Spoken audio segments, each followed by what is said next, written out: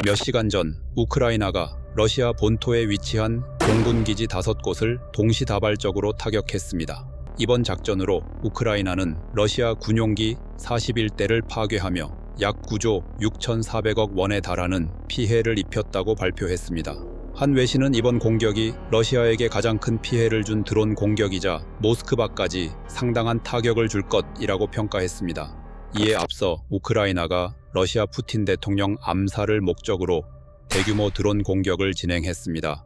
이번 공격은 푸틴 대통령이 직접 탑승한 항공기에 대한 전례 없는 시도로 러시아 측은 이를 우크라이나 군대의 전례 없는 공격이라고 평가했습니다. 이는 독일 총리의 파격적인 발언과 맞물려 있습니다. 독일 메르츠 총리는 며칠 전 베를린에서 열린 유로파 포럼 행사에서 영국과 프랑스, 독일, 미국이 우크라이나에 지원한 무기의 사거리 제한이 더 이상 없다며 러시아 본토 공격을 공식적으로 허용했습니다. 우크라이나가 러시아를 공격하는 무기가 서방국이 지원했다는 점에서 일각에서는 러시아와 나토 사이의 충돌 가능성이 현실로 다가오고 있다고 보고 있습니다. 이제 우크라이나는 서방이 제공한 장거리 미사일과 무기를 통해 러시아 본토의 군사 시설까지 직접 타격할 수 있는 능력을 갖추게 됐습니다. 이는 단순한 전술 변화가 아니라 유럽 전체의 안보 지형을 흔드는 전략적 전환으로 평가되고 있습니다.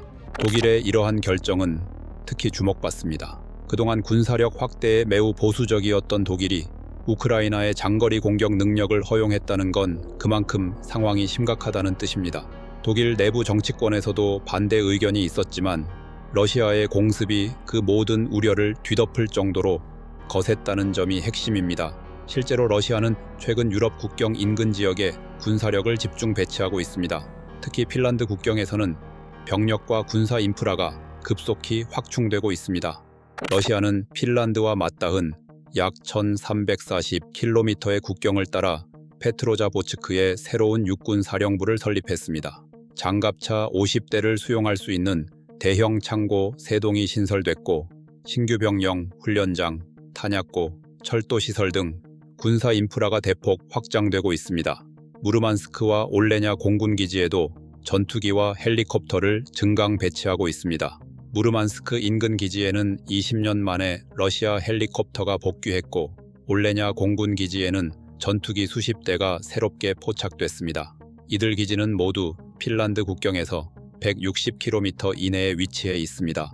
카멘카 기지를 포함한 주변 군사시설도 확장되며 국경 전반의 군사력이 크게 강화되고 있습니다. 이뿐만이 아닙니다. 러시아는 발트 3국과의 접경, 특히 칼리닝그라드 인근 지역에도 군사력을 집중하고 있습니다. 칼리닝그라드는 발트해 연안에 위치한 러시아의 전략적 요충지로 리투아니아와 폴란드 사이에 끼어 있어 나토와의 긴장 최전선입니다. 러시아는 이 지역에서 핵탄두 탑재가 가능한 이스칸데르 미사일 발사 훈련, 대륙간 탄도미사일 ICBM 훈련 등 군사력 과시를 지속해왔습니다. 러시아와 서방 간 갈등이 고조될 때마다 칼리닝그라드에서 군사훈련과 병력 증강이 반복적으로 관측되고 있습니다. 리투아니아는 이에 대응해 국경 방어선을 새로 구축 중입니다. 또한 노르웨이와의 접경 지역, 우크라이나 국경 인근 벨고로드주 등에서도 병력 배치가 늘어나고 있습니다. 이들 지역은 모두 나토 회원국과 맞닿아 있으며 러시아 나토 간 긴장의 최전선입니다.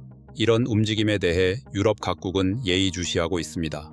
특히 덴마크, 리투아니아, 독일 등은 러시아가 향후 2년에서 7년 내에 제한적 도발이나 전면전을 시도할 수 있다고 경고합니다. 보리스 피스토리우스 독일 국방장관은 2024년 초 5년에서 8년 사이에 러시아가 침공할 것에 대비하라고 나토 동맹국들에 경고했습니다. 독일군 내부 문건에는 러시아가 우크라이나 전쟁을 끝낸 뒤 발트 3국, 에스토니아, 라트비아, 리투아니아나 수바우키 회랑으로 불리는 리투아니아와 폴란드 국경을 공격할 시나리오가 구체적으로 언급되어 있습니다. 트롤레 스풀젠 덴마크 국방장관 역시 2024년 2월 러시아와의 전쟁이 3년에서 5년 내에 시작될 수 있다고 공식적으로 경고하며 국방 투자 확대를 선언했습니다. 리투아니아 정부와 정보기관, 그리고 인접국인 폴란드 정부도 36개월, 즉 3년 내에 러시아가 나토 회원국을 침공할 가능성에 대비해야 한다고 경고한 바 있습니다. 이른바 약한 고리인 발트 3국이나 핀란드에서 소규모 영토 점령이나 핵 위협을 병행한 도발 가능성이 꾸준히 제기되고 있습니다. 만약 러시아가 이런 국지 도발에 나선다면 나토는 집단 방위 조항, 이른바 5조를 실제로 이행해야 하는 시험대에 오르게 됩니다. 5조는 무장 공격을 전제로 합니다. 물리적 군사 공격은 명확한 적용 대상이지만 사이버 공격, 정보전, 대리군 투입 등 하이브리드 위협은 회원국 간 협의가 필요합니다. 2022년 폴란드 국경 미사일 피격 사건 당시 나토는 의도적 공격 여부를 조사한 후 5조 발동을 보류했습니다. 회원국 간 합의, 즉 5조 발동은 나토 전체의 만장일치가 필수적입니다. 정치적 이해관계가 다른 32개 회원국의 동의를 얻어야 하므로 도발 규모와 명확성이 충분해야 합니다.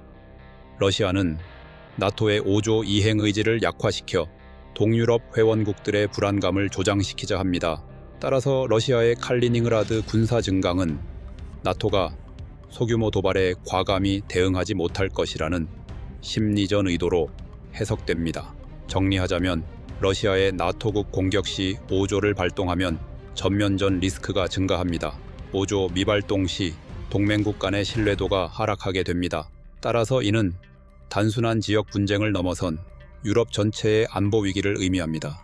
이와 동시에 러시아는 그레이존 전략, 즉 회색지대 전략도 병행하고 있습니다.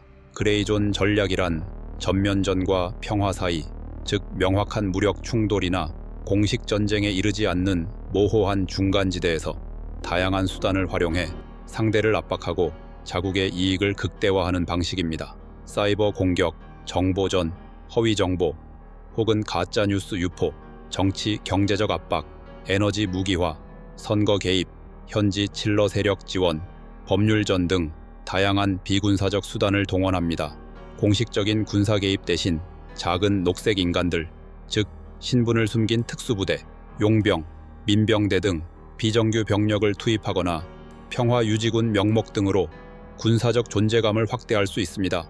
상대가 즉각적 전면적으로 대응하기 어렵게 임계점을 넘지 않는 조금씩의 압박과 행동을 반복해 상황을 자신에게 유리하게 만들 수 있습니다. 사이버 공격과 여론 조작, 정보 왜곡, 사회 분열 조장 등으로 상대국의 혼란과 불신을 유발합니다.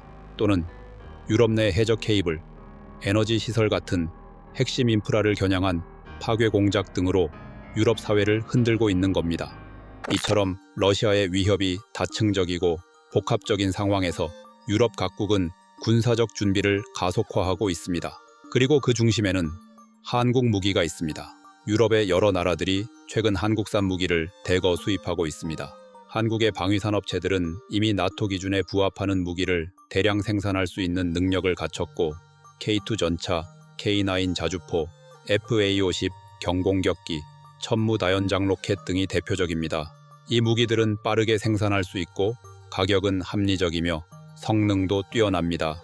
이런 이유로 폴란드, 루마니아, 노르웨이 같은 나토 회원국들이 적극적으로 도입하고 있습니다.